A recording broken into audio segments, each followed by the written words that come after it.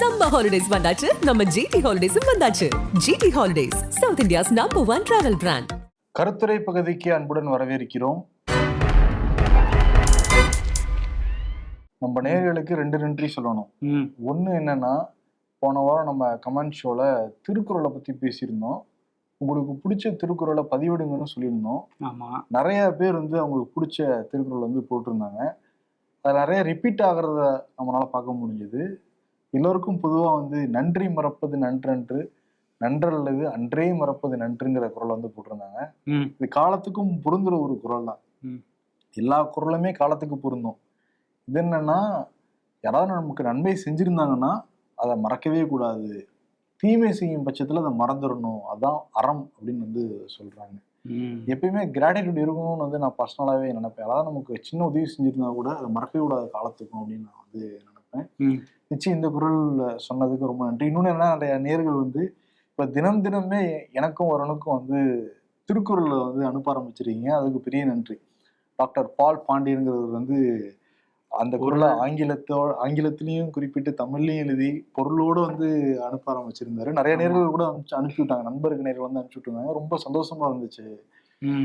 ஆமா, தினம் ஒரு திருக்குறள் அதெல்லாம் அனுப்புறதுனால நாங்க தெரிஞ்சுக்கிறோம். இந்த மாதிரி நல்ல தகவல்களையும் நிறைய பேர் பகிர்ந்துகிட்டு இருக்காங்க. எல்லாருக்கும் நன்றி தெரிவிச்சுக்கலாம். ஒரு கம்யூனிட்டியா வளரலாம், ஐபிஎஸ் குடும்பமா நம்ம தெரிஞ்சுக்கலாம், வளரலாங்கிறப்ப ரொம்ப சந்தோஷமா தான் இருந்தது. கண்டிப்பா. இன்னொன்னு என்னன்னா, நம்ம தவறுகளையும் அப்பப்ப சுட்டி காட்டுவாங்க. ஆமா, அன்னைக்கு என்னன்னா 6 பேர் இந்தியாவை ஆண்ட இஸ்லாமிய முதல்வர்கள் அப்படின்னு நம்ம சொல்லியிருந்தோம். அதாவது ஜம்மு காஷ்மீரை விட்டுட்டு அங்க ஏன்னா எல்லா முதல்வர்களும் இஸ்லாமியர்களா இருந்தாங்கன்றதுனால. அது இல்லாம 7ஆவதா ஒருத்தர் நீங்க மிஸ் பண்ணிட்டீங்க அப்படின்னு நிறைய பேர் கமெண்ட் போட்டிருந்தாங்க. யார் அப்படின்னா, பாண்டிச்சேரியை ஆட்சி செய்த ஃபரூக் மரைக்காயர். அவர் பல ஆண்டுகள் பாண்டிச்சேரியோட முதலமைச்சராக இருந்திருக்காரு. ஸோ அதையும் நிறைய பேர் சொல்லியிருந்தீங்க. அதையும் இந்த இடத்துல சொல்லிக்கிறோம். ஃபரூக் மரைக்காயரும் இஸ்லாமிய மதத்திலேருந்து முதல்வரானவராக இருந்தார். ஓகே, இந்த வாரம் கமெண்ட் ஷோக்கு போகலாம். நிறைய கேள்விகள் கேட்டிருந்தாங்க. நிறைய தளங்கள்ல இருந்தும் கேட்கப்பட்டிருந்தது. ஏன்னா போன வாரம் இந்தியாவில் பார்க்குறப்ப மோடி அமெரிக்கா போயிருந்தாரு. நாடாளுமன்றம் பட்ஜெட் கூட்டத்தொடர் முதல் அமர்வு நடந்து முடிஞ்சிருக்கு. தான் நிறைய கேள்விகள் இருக்கிறத பத்தி பாத்திரலாம். பிரகாஷ் சக்திங்கிற நேர் ரொம்ப லாஜிக்கலான ஒரு டவுட் கேட்டிருக்காரு. இந்த டவுட் எனக்குமே இருந்தது. இப்ப நாடாளுமன்றம் நடந்தப்ப சோனியா காந்தி குற்றச்சாட்டு வச்சாங்க மத்திய அரசு மேல. நீங்க மக்கள் தொகை கணக்கெடுப்பு எடுக்கவே மாட்டேங்கிறீங்க. மக்கள் தொகை கணக்கெடுப்பு எடுத்தா மட்டும்தான் ஆண் பெண் விகிதம் எவ்வளவு பேர் கல்வி அறிவு பெற்றிருக்காங்க, எவ்வளவு பேர் இன்னும் பொருளாதாரத்துல முன்னேறல, வறுமை கோட்டு கீழே இருக்காங்க, எல்லா டேட்டாவும் எடுக்க முடியும். ஏன் தாமதப்படுத்துறீங்க? அதுக்கான எந்த முயற்சியும் எடுக்கவே இல்லைன்னு குற்றச்சாட்டு இருந்தாங்க. அதனால இந்த சென்சஸ் தொடர்பான பேச்சு அதிகரிச்சது இந்தியாவில். அவர் என்ன கேட்டிருக்காரு அப்படின்னா, நம்ம இன்னும் மக்கள் தொகை கணக்கெடுப்பு எடுக்கவே கிடையாது, அதுக்குள்ளார எப்படி சைனாவோட பாப்புலேஷன் நம்ம பீட் பண்ணிட்டு தான் நம்ம சொன்னோம். பல மாதங்களுக்கு முன்னாடி இதுவும் பெருசா பேசப்பட்ட ஒரு தலைப்பு. இப்ப உலகத்திலே அதிக மக்கள் தொகை கொண்ட நாடு அப்படின்னா அது இந்தியா தான் நம்ம பெருமையா சொன்னோமோ இல்ல தன்னடக்கத்தோட சொன்னோமாங்கிறது இது எப்படி நம்ம ரியாக்ட் பண்றது தெரியாது. ஆனா இந்த விஷயத்துல சைனாவை ஓவர்டேக் ஒரு செய்தி வந்தது. மக்கள் தொகை கணக்கெடுப்பு எடுக்கல, அவர் எப்படி பீட் பண்ணிருப்போங்கிற கேள்வி வருதா இல்லையா? இதுக்கு என்ன சொல்றாங்க அப்படின்னா, 2011 நம்ம மக்கள் தொகை கணக்கெடுப்பு எடுத்திருந்தோம். அப்ப எடுத்தப்பவே அதுக்கு அடுத்த ஆண்டு எவ்வளவு வரும், அதுக்கு அடுத்த ஆண்டு எவ்வளவு வரும், அதுக்கு அடுத்த ஆண்டு எவ்வளவு வரும் ப்ரொஜெக்ஷன் பண்ணிருப்பாங்களாம். ப்ரொஜெக்ஷன் ஒரு பக்கம் வச்சுக்கோங்க. இன்னொரு பக்கம் NFHSங்கிற சர்வே எடுக்கப்படுது இந்தியா. ஒவ்வொரு 5 ஆண்டுக்கு ஒரு முறைன்னு சொல்றாங்க. நேஷனல் ஃபேமிலி ஹெல்த் சர்வே அப்படிங்கறத குறிப்பிடுறாங்க. இந்த ஓவரால் டேட்டா வச்சும் இந்த ப்ரொஜெக்ஷனை வச்சும் தான் நம்ம பீட் பண்ணிட்டோம் அப்படின்னு குறிப்பிட்டிருக்காங்கன்னு சொல்றாங்க. சரி, சைனாலையாவது தரவு இருக்கான்னு சைனாலையும் கிடையாது. அவங்க ஒரு ப்ரொஜெக்ஷன் அடிப்படையில தான் அவங்களுமே சொல்றாங்க. சரி, இந்த ஓவரால் ப்ரொஜெக்ஷன் வச்சு பாக்குறப்ப இந்தியால இப்ப மக்கள் தொகை 146 கோடி, சைனாவோட மக்கள் தொகை 141 கோடி. இதெல்லாம் ப்ரொஜெக்ஷனை வச்சு ஒரு பேசிக்கிட்டு மொத்தத்துல சைனாவை நம்ம பீட் பண்ணிருக்கோம். ஜிடிபில பீட் பண்ண போறோம், பொருளாதார வளர்ச்சியில பீட் பண்ண போறோம், டெக்னாலஜி எவ்வளவு தூரம் பீட் பண்ண போறோம். ஏன்னா சைனால நம்ம நண்பர்கள் நிறைய பேர் போயிட்டு வரவங்கலாம் சொல்றாங்க, சைனா உண்மையாலுமே 2050 வாழ்ந்துகிட்டு இருக்கு. அப்படி இங்க பார்த்தா மாநிலங்களுக்குள்ளே நிறைய வித்தியாசம் இருக்கும். நம்ம தமிழ்நாடு ரொம்ப முன்னோக்கி வாழ்ந்துகிட்டு இருப்போம், பின்னாடி பீகார் யூபி எல்லாம் போய் பார்த்தா அவங்களே பின்னாடி இருப்பாங்க. சைனாலயும் அப்படிதான் இருக்குங்கிறாங்க. ஒரு சில ஏரியாக்கள்ல அந்த கிராமப்புறங்கள்லாம் ஒன்றும் பெரிய டெவலப்மெண்ட் இல்லை. ஆனால் மெயின் சிட்டியில அவங்க வாழ்ந்துகிட்டு இருக்கிறதே பார்க்குறப்ப 2040 2060 வாழ்ந்துட்டு இருக்காங்கன்னு வந்து குறிப்பிடுறாங்க. அந்த அளவுக்கு டெக்னாலஜி. அவங்க ஒரு புல்லட் ட்ரெயினே இங்க கிட்டத்தட்ட 300 கிலோமீட்டர் கடக்க தூரம் வந்து சில மணி நேரங்கள்ல வந்து போயிருதுங்கிறாங்க. இன்னும் அந்த அளவுக்கு வரல. வந்தே பாரத் என்ன பண்றோம், நம்ம இருக்கிற எக்ஸ்பிரஸ் வந்து ட்ரெயினை கம்மி பண்ணிட்டு இதோட ஸ்பீட் அதிகம் பண்ணிட்டு இருக்கோம். நம்ம அப்படிதான் போய்கிட்டு இருக்கு. சரி, ஓகே, அதெல்லாம் வந்து அவங்க கையில இருக்கு, மேல இருக்கு அவங்க கையில மத்திய அரசு. அதே மாதிரி சென்சஸ் எடுக்கிறதும் அவங்க கையில தான் இருக்கு, அதையும் பண்ண மாட்டேங்கிறாங்க. சரி, ஓகே, இதை வச்சுதான் வந்து ப்ரொஜெக்ட் பண்ணிருக்காங்க. வீர தமிழன் 123 இந்த அக்கௌண்ட்ல இருந்து ராஜேஷ் தாஸ் எங்கே, அவர் தண்டனை அனுபவிக்கிறாரா இல்லையா, இல்ல தண்டனையே தரலையா சொல்லுங்கிற மாதிரி கமெண்ட் போட்டிருக்காரு. கடந்த வாரத்துல தான் நம்ம பேசியிருந்தோம். போக்குவரத்து காவல்துறையோட சென்னை மண்டல வடக்கு மண்டல இணை ஆணையராக இருந்த மகேஷ்குமார் பெண் காவலருக்கு வந்து பாலியல் தொல்லை கொடுத்தாரு அப்படிங்கிறதுனால சஸ்பெண்ட் பண்ணியிருக்காங்க. விசாகா கமிட்டியில் அது உண்மைதான் அப்படின்னு கண்டறிஞ்சதுனால அதுக்கப்புறம் அந்த வழக்குமே தனியாக நடந்துக்கிட்டு இருக்கு. இதுக்கிடையில் அவங்க மனைவி வந்து அவர் மேலே அந்த மாதிரிலாம் இல்லைங்கிற மாதிரி ஒரு விஷயத்த சொல்லியிருந்தாங்க. ஆமாம், அந்த பெண் வேணும்னே புகார் கொடுத்துருக்காங்க. என் கணவருக்கும் அந்த பொண்ணுக்கும் ஏற்கனவே தொடர்புலாம் இருந்திருக்கு. 2 பேர்டையும் கூப்பிட்டு கண்டிச்சேன்.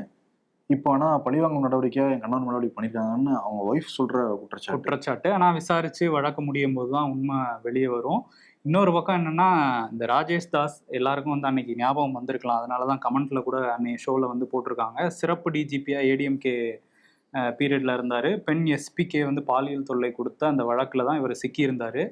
அதுக்கப்புறம் இவர் பதவியெல்லாம் பறிபோச்சு, வழக்கு நடந்துகிட்டே இருந்தது. குற்றவியல் நடுவர் நீதிமன்றம் வந்து இவங்களுக்கு வந்து 3 ஆண்டு சிறை தண்டனை ராஜேஷ் தாஸுக்கு கொடுத்தாங்க. அதுக்கப்புறம் அவர் வந்து மேல்முறையீடு, விழுப்புரம் முதன்மை அமர்வு நீதிமன்றத்தில் வந்து மேல்முறையீடு பண்ணார். அவங்களும் தீர்ப்பை உறுதி செஞ்சாங்க. நடுவர் நீதிமன்றத்தோட தீர்ப்பு 3 ஆண்டுகள் சிறை தண்டனை அனுபவிக்கணும்னு. என்ன கைது பண்ணக்கூடாது, தடை விதிக்கணும் இதுக்கு அப்படின்னு சொல்லிட்டு உயர்நீதிமன்றத்துக்கு போனார். அங்கே அவருக்கு தடை கிடைக்கல. அதுக்கப்புறம் உச்சநீதிமன்றத்துக்கே போய் தடை வாங்கி வச்சிருக்காரு. இப்போ இவரை கைது பண்ணுறதுலேருந்து தடை வாங்கி வச்சிருக்காரு. வழக்கும் அங்கே நடந்துகிட்டு இருக்கு. அதில் ஒரு முடிவு கிடைச்சாதான் இவருக்கு என்ன அப்படிங்கிறது தெரிய வரும். இதுக்கிடையில் இன்னொரு வழக்குலையுமே இவர் வந்து கைதானார். அது என்னன்னா, பீலா வெங்கடேசன் ஐஏஎஸ் இவங்களோட முன்னாள் மனைவி. அவங்க வந்து இவர் மேலே கம்ப்ளைண்ட் கொடுத்துருந்தாங்க. அவங்க என்ன சொல்லியிருந்தாங்கன்னா, தையூரில் உள்ள என்னோட வீட்டில் இவர் வந்து காவலாளிகள்லாம் அடிச்சுட்டு உள்ளே போக முயற்சி பண்ணார், எனக்கு மிரட்டல்லாம் விடுக்கிறாருன்னு சொன்னதுனால ஒரு 6 பிரிவில் ராஜேஷ் தாஸ் மேலே வழக்கு போட்டு கைதெல்லாம் பண்ணாங்க காவல்துறை. நீதிமன்றத்துக்கு கூட்டிகிட்டு போனாங்க. அங்கே வந்து நெஞ்சு வலி அப்படின்லாம் சொல்லி பெர்ஃபார்ம் பண்ணி அழுதாருன்னெலாம் சொன்னாங்க. அதுக்கப்புறம் ஜாமீன் கிடச்சிருச்சு. அந்த வழக்கும் நடந்துக்கிட்டு இருக்கு. ஸோ அந்த வழக்கில் இன்னும் தீர்ப்பு வரல. இன்னொரு வழக்கில் ஸ்டே வாங்கி வச்சுருக்காரு தீர்ப்புக்கு. இதுதான் ராஜேஷ் தாஸோட நிலைமையா இருக்கு. சிறப்பு டிஜிபியோட நிலைமை. முன்னாள் சிறப்பு டிஜிபி உச்சபட்ச அதிகாரம். அதுலயும் சிறப்பா ஒரு இதை ஆட் பண்ணாங்க. வந்து ஒரு கேவலமான ஒரு காரியத்தை பண்ணி இப்ப மாட்டிக்கிட்டு சந்தி சிரிச்சுக்கிட்டு இருக்கு. இந்த ஏஐ தொடர்பாக நிறைய கேள்விகள் வந்திருக்கு. எல்லாத்தையும் நம்ம கம்பைல் பண்ணி கிட்டத்தட்ட பதில் வந்து சொல்லலாம். செயற்கை நுண்ணறிவு மூலம் எந்தெந்த துறைக்கு ஆபத்து அப்படின்னு கேட்குறாங்க. கிட்டத்தட்ட எல்லா துறைக்குமே இது ஆபத்து தான். ஃபர்ஸ்ட் வந்து ஹெல்த் கேர் அப்படிங்கிறத குறிப்பிடுறாங்க. கஸ்டமர் சர்வீஸ் அதுவே கிட்டத்தட்ட போட்ல எல்லாமே வந்து பண்ணிக்குது. அதுக்கான ஆட்கள் இருக்க மாட்டாங்க. அந்த பிபிஓ வேலையெல்லாம் பண்ணுவாங்க, அதுக்கான ஆட்களும் தேவைப்பட மாட்டாங்கிறாங்க எதிர்காலத்தில். அப்புறம் அந்த பேங்கிங், ஃபினான்ஸ் சர்வீஸ், அதுக்கப்புறம் அந்த இன்சூரன்ஸ் போன்றதுக்கும் ஏஐ வந்து எடுத்துக்கும் அப்படின்னு வந்து குறிப்பிடுறாங்க. லாஜிஸ்டிக்ஸ், அதுக்கப்புறம் retail, cyber security, transportation, marketing, defence, lifestyle, இது எல்லாத்தையும் இந்த ஏஐ வந்து ரீப்ளேஸ் பண்ணுறதுக்கான வாய்ப்புகள் அதிகம் வந்து குறிப்பிடுறாங்க. எம்பிஆர் அப்படின்ற அக்கௌண்ட்ல இருந்து விவசாயத்தில் ஏஐ எப்படி வந்து பயன்படுத்த முடியும், ஏஐ மூலம் நடவு நடுவீங்களா அப்படின்னு வந்து கேட்டிருக்காங்க. நிறைய பேர் லைக்லாம் கூட அதுக்கு போட்டிருக்காங்க. ஏஐனால எதிர்காலத்தில் நடவு பண்ண முடிஞ்சா கூட முடியலாம், அதை நம்ம கிண்டல்லாம் பண்ண முடியாது. ஏன்னா இப்பயே நம்ம பார்த்தோம். இப்போ நம்ம குடியரசு தினம் வந்து கொண்டாடினப்ப வெஸ்ட் பெங்கால்ல நினைக்கிறேன் ரோபோ நாய்க்கெல்லாம் அதே மாதிரி அட்டென்ஷன்லாம் போட்டு வந்து நடந்துட்டு இருந்த காட்சிகள்லாம் பார்த்தோம். ஒரு பக்கம் வந்து அமெரிக்கா ஆகட்டும், சைனா ஆகட்டும், அது மக்கள் கூட விளையாடுற இதெல்லாம் வந்து பார்த்தோம். அதை எதிர்காலத்தில் நடவு நடுற அந்த ஏஐ ரோபோக்கள் உருவாக்கணும் ஆச்சரியப்படுறதுக்கு இல்லை. ஆனால் இப்போ வரைக்கும் எப்படி டெவலப்மெண்ட் ஆயிருக்கு அப்படின்னா, ஏஐ கிட்ட நம்ம ஒரு டேட்டா வந்து கொடுத்தோம்னா அதனால அதை ப்ராசஸ் பண்ணி அந்த தரவுகளை உள்வாங்கி அதனால ஒரு முடிவுகளை கொடுக்க முடியும், ஒரு சஜஷன் வந்து கொடுக்க முடியும், ஒரு ப்ரிடிக்ட் வந்து பண்ண முடியும். இப்போ இந்த தட்பவெப்ப நிலைக்கு இப்போ ஏற்கனவே நம்ம டேட்டா ஃபிட் பண்ணி வச்சிருந்தோம் அப்படின்னா இந்த மாதிரி தட்பவெப்ப நிலைக்கு இந்த மாதிரி பயிர்கள் போட்டால் இவ்வளோ வந்து வருமானம் வரும், இவ்வளோ தூரம் மகசூல் வரும் நம்ம முன்னாடி கொடுத்து வச்சிருந்தோம்னா அதெல்லாம் அலசி ஆராய்ஞ்சு அதனால இந்த வெப்பத்துக்கு இந்த சூழ்நிலைக்கு நீங்க இது வந்து பயிரிடலாம்ங்கிற அது ஆலோசனை வந்து கொடுக்க முடியுங்கிறாங்க. அதே மாதிரி என்னன்னா அந்த ஆட்டோமேஷன் முறையில இப்ப வந்து தண்ணி இல்லாம லேண்ட் வந்து ட்ரையா இருந்ததுன்னா அது ஆட்டோமேஷன் முறையில அதுவே வந்து தண்ணியை சுவிட்ச் எல்லாம் ஆன் பண்ணி அதுவே வந்து அந்த ஈரப்பதத்தை கரெக்டா வச்சுக்க முடியும் அப்படின்னு வந்து குறிப்பிடுறாங்க. ஓகே. அதே மாதிரி கிராப் வந்து மானிட்டர் பண்ணும் அப்படின்லாம் வந்து சொல்றாங்க. இப்போ ஏதாவது புதுசா டிசீசஸ் வந்துருக்கு, அந்த பிளான்ட் ஏதாவது வந்துருச்சு அப்படின்னாலோ இல்லை ஏதாவது பூச்சிகள் வந்துருச்சுனாலோ அதெல்லாம் கண்டுபிடிக்க முடியும் அப்படிங்கிறாங்க. அது கண்டுபிடிச்சு உடனடியாக முதலாளிக்கு ஒரு மெசேஜோ இல்லை வந்து ஏதோ கொடுக்க முடியும்னு வந்து சொல்றாங்க. இப்போ இந்த டெக்னாலஜி உருவாயிடுச்சுலாம் வந்து சொல்றாங்க. ஓகே. அதனால விவசாயத்திலும் பாதிப்பு இருக்கதான் வந்து செய்யும். இது ஒரு விஷயத்துல நல்ல விஷயம் தான். இது இப்போ பூச்சி வதம் மட்டும் கண்டுபிடிச்சிட்டோம்னா நிச்சயம் விவசாயிகள் நல்லதா இருக்கும். அது இப்போ நடவு நடுறதே இந்தியாவில் பல பேருக்கு தொழிலா இருக்கு. இப்போ ஏஐ மூலயமா நடவு நட ஆரம்பிச்சுட்டாங்க அப்படின்னா அது வந்து ஆபத்தான ஒரு போக்கு தான். அது எல்லா ஃபீல்டுமே ஆபத்து இருக்குன்னு தான் சொல்றாங்க. இது இல்லைன்னா மனுஷனோட வேலையை இது அபகரிச்சிருமோங்கிற ஒரு பதட்டம் எல்லாருக்கும் இருக்கு. இன்னொன்னு நேரம் என்ன போட்டிருந்தாங்கன்னா இதுதான் வெங்கடாச்சல நேரு வந்து ஏஐ என்பது நீங்கள் எதை உள்ளே திணிக்கிறீர்களோ அதை நீங்கள் கேட்கும் போது வெளியே துப்பும் ஒரு இயந்திரம் மட்டுமேங்கிறத வந்து குறிப்பிட்டிருக்காங்க. அது அப்படி கிடையாது அப்படிங்கிறதா நெக்ஸஸ் புக்கில் போட்டிருக்காங்க. யூவால் நோவா ஹெராரி தமிழ்ல நாகராஜன் வந்து மொழிபெயர்த்த புத்தகத்துல என்ன வந்து போட்டிருக்காங்க, இது வரைக்கும் கண்டுபிடிக்கப்பட்ட எல்லா இயந்திரமுமே அது மனுஷன் தான் அந்த இயந்திரத்தை உருவாக்கி இருப்பாங்க. உதாரணத்துக்கு இந்த கேமரா எடுத்துக்கலாம், ஒரு கத்தி எடுத்துக்கலாம். கத்தி தான் சொல்றாரு, கத்தியை நம்ம உருவாக்கி இருப்போம். ஆனா இந்த கத்தியினால யோசிக்க முடியாது, இந்த கத்தியினால முடிவெடுக்க முடியாது. ஆனா இந்த ஏஐ என்ன பண்ணும் அப்படின்னா அதுவே வந்து தகவலை அலசி ஆராயுது, எது சரியான முடிவுங்கிறதுனால எடுக்கவும் முடியுது. அந்த முடிவு எடுக்கும் பட்சத்துல அது மனுஷனுக்கு ஈக்குவலா வந்து வருது. அது அப்ப அது ஆபத்தான ஒரு போக்கு தானே. இப்ப இந்த கேமரா வந்து ஹேண்டில் பண்றதுக்கு நம்ம கேமராமேன் சதீஷ் மாதிரி ஒரு நபர் இருந்தா ஹேண்டில் பண்ண முடியும். இப்ப ஏஐனால ஓகே இவங்க 2 பேரும் உட்காந்துட்டாங்களா, ஓகே இவங்க கரெக்டா உட்காந்துருக்காங்களா என்னன்னு பார்த்துட்டு அதுவே லைட்டிங் எல்லாம் செட் பண்ணி அதுவே எடுக்க முடியும் அப்படின்னா அதனால முடிவெடுக்க முடியும் திறன் இருக்குன்னு தானே அர்த்தம். அது இதுவரைக்கும் கண்டுபிடிக்கப்பட்ட எல்லா கண்டுபிடிப்புகளுமே மனுஷன் கண்ட்ரோல் இருந்துச்சு, மனுஷனாலதான் கண்ட்ரோல் பண்ண முடியுற மாதிரி இருந்துச்சு. ஆனா இது என்னன்னா அதுவே கண்ட்ரோல் பண்றதுனாலதான் அது ஆபத்து, மனுஷனுக்கே ஆபத்துங்கிறத குறிப்பிட்ட நெக்ஸஸ் புத்தகம். இன்னும் டீட்டெயிலா படிச்சவங்களும் நிறைய விஷயங்கள்லாம் தெரியும். அப்போ படிக்கிற ஒரு இன்ட்ரெஸ்டிங் ஆச்சுன்னா அப்பப்ப நம்ம ஷோரோட வந்து பகிர்ந்துக்கலாம். நம்ம கேட்கிற கேள்விக்கே அது பதில் சொல்றதா மட்டும் இல்லாம ஒரு கான்வர்சேஷன் பில்டப், ஒரு மனிதரோட நம்ம பேசணும்னா எந்த ஒரு ஃபீலிங் இருக்குமோ அந்த அளவுக்கு ஏஐ வந்து வளர்ச்சி அடைஞ்சிருச்சு அப்படின்லாம் சொல்லிட்டு இருக்காங்க. ஸோ இதுல வந்து இதுல இன்ட்ரெஸ்டிங் என்னன்னா இப்ப இந்த ஏஐ மூலமா எந்தெந்த துறைக்கு ஆபத்துன்னு ஒரு கேள்வி இருந்தல, அதே கேள்வி நான் ஏஐ போய் கேட்டேன். உன்னால யாருக்குப்பா ஆபத்து அப்படின்னா அது வந்து நியர்லி எல்லா ஏரியாவுக்கும் எல்லா ஃபீல்டுக்கும் ஆபத்து தான் அதுவே வந்து சொல்லுது. எல்லாரையும் முடிச்சிருக்காங்க மாதிரி பேசுது. பட் என்னதான் இருந்தாலும் இது வந்து ஏதாவது ஒரு கட்டத்துல வந்து இதுக்கு ஒரு முடிவு எடுப்பாங்க. ஏன்னா எல்லா நாடுகளுமே இதை பத்தி இந்த வளர்ச்சியை பத்தி எல்லாம் பேசிக்கிட்டு இருக்காங்க. ஸோ ஏஐலேருந்து வர ஆபத்துகளை ஆராய்ச்சிகள் நிறைய வந்து நடந்துகிட்டு இருக்கு. ஸோ ஒரு முடிவு கிடைக்கும், ஆனால் அதுக்கு வந்து கொஞ்சம் காலம் எடுக்கும்.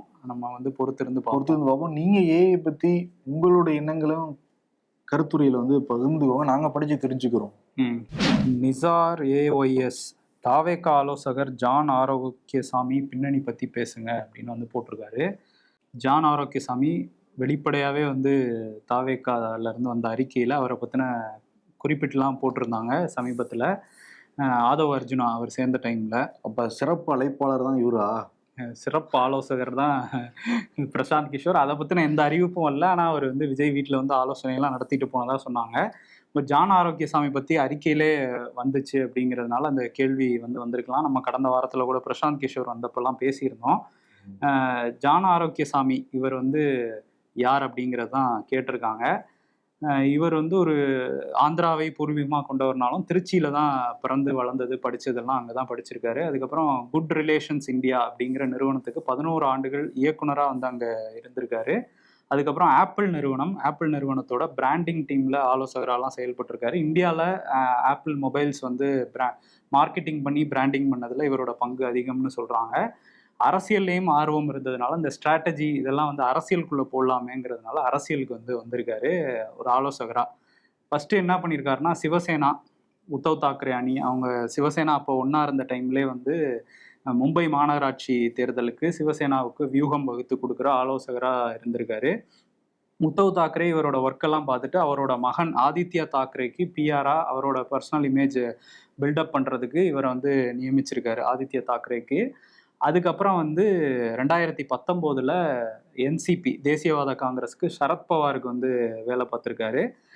அதே மாதிரி கர்நாடகா சட்டமன்ற தேர்தலில் காங்கிரஸ் வந்து வெற்றி பெற்றாங்க. அப்போ சித்தராமையாவுக்கு வந்து அவரோட பர்சனல் இமேஜ் பில்டப்புக்கும் சித்தராமையா சிஎம் ஆகிற அந்த ஃபேஸாக வந்து ப்ரமோட் பண்ணதில் இவருக்கு பங்கு இருக்குது அப்படின்னு சொல்கிறாங்க. இவர் ஆலோசகராகவும் இருந்திருக்காரு. அதுக்கப்புறம் அரவிந்த் கெஜ்ரிவாலுக்கும் சில ஆலோசனைகள் வழங்கியிருக்காரு இவர் அப்படிங்கிறது சொல்கிறாங்க. இங்கே தமிழ்நாட்டுக்கு வந்தோன்னா 2016 தனித்து போட்டியிட்டது பாமக. அதில் மாற்றம் முன்னேற்றம் அன்புமணி அப்படிங்கிற அந்த வேர்டிங்ஸ்லாம் வச்சு அன்புமணியை ஒரு முதல்வர் வேட்பாளராக ப்ரொஜெக்ட் பண்ணி கொண்டு போனது, எல்லா ஏரியாவுக்கும் கொண்டு போய் சேர்த்தது இவரோட டீம், ஜான் ஆரோக்கியசாமியோட டீம் அப்படின்னு சொல்கிறாங்க. அதே மாதிரி சீமானுக்காகவும் 2021 வேலை பார்த்துருக்காரு. அதே நேரத்தில் எஸ்பி வேலுமணியோட இமேஜ் பில்டப்லையும் இவரோட டீம் வந்து வேலை பார்த்துருக்காங்க. இதெல்லாம் முடிச்சுட்டு தான் இப்போ தாவேக்காவுக்கு வந்து வந்திருக்காரு. தாவேக்கால வந்து 1.5 வருஷமா வந்து ஆலோசகரா விஜய்க்கு வந்து நிறைய விஷயங்கள் வந்து சொல்லிட்டு இருக்காரு அப்படிங்கறதான் சொல்றாங்க. இதெல்லாம் கேள்விப்பட்ட விஜய் வந்து முதல்ல இவரே கேட்டிருக்காருன்னு நினைக்கிறேன். அந்த மீட்டிங் முதல்ல நடந்திருக்கு விஜய்க்கும் ஆரோக்கிய சாமிக்கும். அப்ப அந்த மீட்டிங் கிட்டத்தட்ட 2 மணி நேரம் என்னென்னலாம் பண்ணலாம்னு சொல்லிட்டு நிறைய சஜஷன்ஸ், நிறைய ஐடியாஸ் எல்லாம் கொடுத்துருக்காரு. கொடுத்து முடிச்சோடனே விஜய் கிட்ட கிளம்பிட்டுமான்னு சொல்லிட்டு கிளம்பி இருக்காரு. விஜய் வேற எதுவும் வேணாமானா வேற எதுவும் வேணாம் அப்படின்ட்டு இருக்காரு. சரி ஓகே அப்படின்ட்டு போயிருக்காரு. பில் அப்புறம் அனுப்புறேன். சரி. அப்புறம் என் ஆனந்துக்கு வந்து ஃபோன் பண்ணியிருக்காரு விஜய். ஃபோன் பண்ணி அவர் எதுவும் இது பண்ணலையே நம்மன்ட்டு. எப்பயுமே என்னன்னா நடிகர்களுக்கு கூட இருந்து போட்டோ எடுத்துக்கிட்டா விஜய் மாதிரி ஒரு இப்போ நம்பர் 1 ஸ்டார்னா விஜய் தான் தமிழ்நாட்டில், மறுக்க முடியாது. அது சினிமாவை பொறுத்த வரைக்கும் அது அவரோட ஒருத்தர் நின்று போட்டோ எடுத்துக்கலங்கிறது ரொம்ப விஜய்க்கு ஆச்சரியமா இருந்துச்சு. அவரு உடனே வந்து நீங்க தலைவரோட போட்டோ எடுத்துக்கலான்ட்டு என்னன்னு அவர்கிட்ட கேட்டதாகவும், நான் ஒரு பிசினஸ் பேச தானே போனேன், அவர் வந்தா எனக்கு ஒரு கிளைண்ட்டு நல்லா செஞ்சு கொடுக்க முடியும், நம்மளால இல்லாட்டி இல்லை வந்துட்டு இருக்காரு. அதை வந்து பார்த்துதான் பிக் பண்ணியிருக்காரு அப்படின்னு சொல்லிட்டு ஒரு தகவலும் உலாவுது. ஓகே, ஆமா, இவர் இப்போ ஸ்ட்ராட்டஜிலாம் இது பண்ணியிருக்காரு. எல்லாமே நம்ம வந்து என்ன ரிசல்ட்டுங்கிறது 2026 தான் தெரிய வரும். ஒரு சில சக்சஸை பார்த்துருக்காரு. மும்பை மாநகராட்சி தேர்தல், சித்தராமையா, இதெல்லாம். ஆனால் வந்து தமிழ்நாட்டில் மாற்றம் முன்னேற்றம் கொண்டு போனாங்களே தவிர அது வந்து ரிசல்ட்ஸாக வரல. இதெல்லாம் நம்ம வெயிட் பண்ணி தான் பார்க்கணும். 2026 போகதான் தெரியும். இப்போதான் அடுத்த ஒரு சில தினங்களில் பொதுக்குழுவெல்லாம் நடக்க போகுது. அதில் என்ன பேச போறாருங்கிறத கவனிப்பாங்க. களத்தில் இறங்குறப்ப தான் என்ன ரியாலிட்டிங்கிறது அவருக்கும் புரிய வரும், மக்களுக்கும் புரிய வரும். பார்ப்போம் என்ன பண்ண போறாங்க. 123 அப்படிங்கிற அக்கௌண்ட்ல இருந்து கேட்கப்பட்ட ஒரு கேள்வி, ஸ்டாலினுடைய எஜுகேஷனல் குவாலிஃபிகேஷன் என்னன்னு வந்து கேட்டிருக்காங்க. அவரோட அஃபிடவிட்லேயே நம்ம போய் வந்து செக் பண்ணோம். இளங்கலை படிப்பு பிஎஸ்சி வந்து படிச்சிருக்காரு. பொலிட்டிக்கல் சயின்ஸ், வெறும் பொலிட்டிக்கல் அரசியல் அறிவியல், சென்னை மாநில கல்லூரி, சென்னை பல்கலைக்கழகம், 1973 73 பேட்ச். ஓ, ஜி 78 படிச்சிருக்காரு. சரி, ஓகே, ஏஜ் கொஞ்சம் முன்ன இருந்தாலும் அவரு ரொம்ப நாள் கழிச்சு படிக்கணும்னு ஆர்வம் கூட ஜி படிச்சிருக்கலாம், தொலைதூர கல்வி மூலமாக. ஆமா, அதை பத்தி நான் பேசுறேன். தொலைதூர கல்வியா? இல்ல டெல்லி யூனிவர்சிட்டி கேஸ் போட்டுருவாங்க. அதாவது இந்த கேள்வி வந்தது காரணமே நம்ம அன்னைக்கு வந்து ஜியோட அந்த டபுள் டிகிரியை பத்தி பேசியிருந்தோம். அதனால வந்து இங்க முதல்வர் என்ன படிச்சிருக்காருன்னு தெரிஞ்சுக்க ஒரு டிகிரி வந்து தான் வாங்கி படிச்சிருக்காரு. அதுக்கு முன்னாடி அஃபிடவிட்லயும் செக் பண்ணி பார்த்தோம். அதே தான் குறிப்பிட்டிருக்காரா இல்ல மாறி மாறி குறிப்பிட்டிருக்காரு அப்படின்னு. ஆமா, இப்போ 2016, 2006, 2021 ஒரு செக் பண்ணப்பையும் இதே தான் இருந்திருக்கு. ஆனால் அதில் இன்ட்ரெஸ்டிங்கான டேட்டா என்னன்னா, 2021 இவர் மேல ஒரு 47 வழக்குகள் வந்து இருக்கு. இதே 2016 6 வழக்குகள் தான் வந்து இருந்திருக்கு. ஆமா, அது வந்து எதிர்கட்சி காலகட்டத்தில் கூடியிருக்க கிட்டத்தட்ட 41 வழக்குகள் அதிகமாயிருக்கு. ஆமா, வந்து அவதூறு பேச்சு, அதாவது மேடையில வந்து அதிமுக அவதூறா பேசிட்டாரு, இந்த மாதிரி எல்லாம் நிறைய வழக்கு போட்டிருக்காங்க. கூட்டத்தை வந்து அதிக நேரம் நடத்தினது, இந்த மாதிரியான வழக்குகளும் அதுல இருக்கும். ஆமா, இருந்தா கூட தண்டனை பெற்றது இதுலயும் இல்லைங்கிறதையும் இதுல குறிப்பிட்டிருக்காங்க அஃபிடவிட்ல. இந்த கருத்துரை நிச்சயம் உங்களுக்கு பயனுள்ளதாக இருந்திருக்கும்னு நம்புறோம். அடுத்த வார கருத்துரை பகுதியில் வந்து சந்திப்போம். நன்றி. சம்மர் ஹாலிடேஸ் வந்தாச்சு, நம்ம ஜிடி ஹாலிடேஸும் வந்தாச்சு. GT holidays, south India's number 1 travel brand.